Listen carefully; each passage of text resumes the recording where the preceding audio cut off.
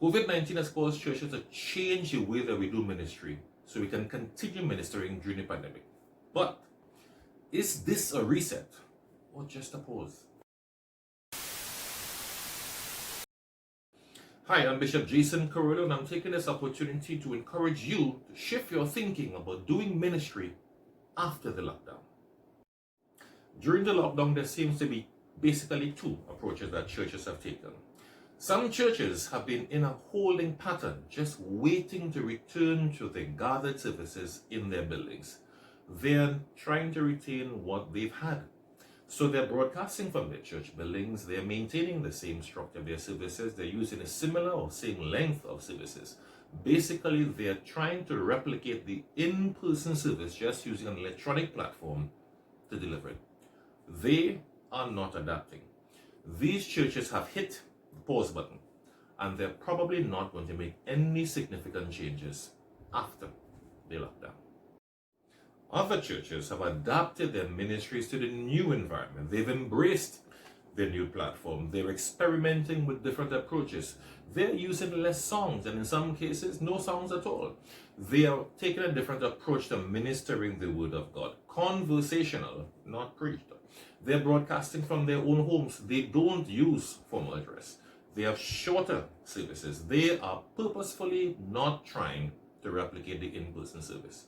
These churches are probably far more likely to hit the reset button and make significant changes after the lockdown. Let me encourage you to seriously consider hitting that reset button, because this pandemic has created an environment for tectonic shifts in the ministry.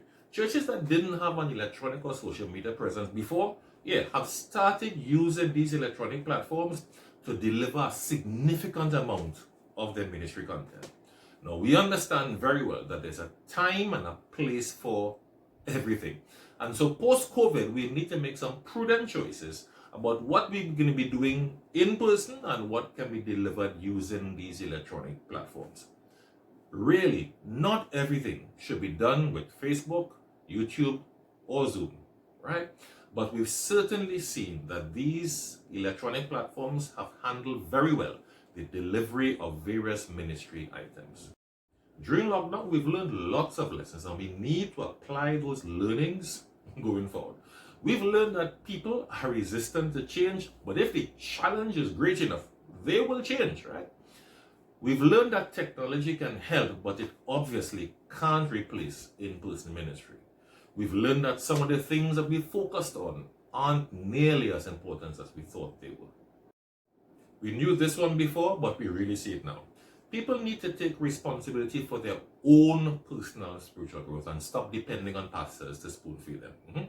By engaging in things like food distribution, we've seen the importance of these social types of ministries and realized we should be doing much more of it. We've seen that we can save a lot of time by delivering and receiving some ministry content online from the comfort of our own homes. And in doing so, engage members who either could not or would not come to the church service before. And finally, realize that if we put some real effort into the electronic platforms, we can increase our reach and minister to people who may never come to our church buildings. This pandemic has presented the opportunity for the church to re-examine our ministries.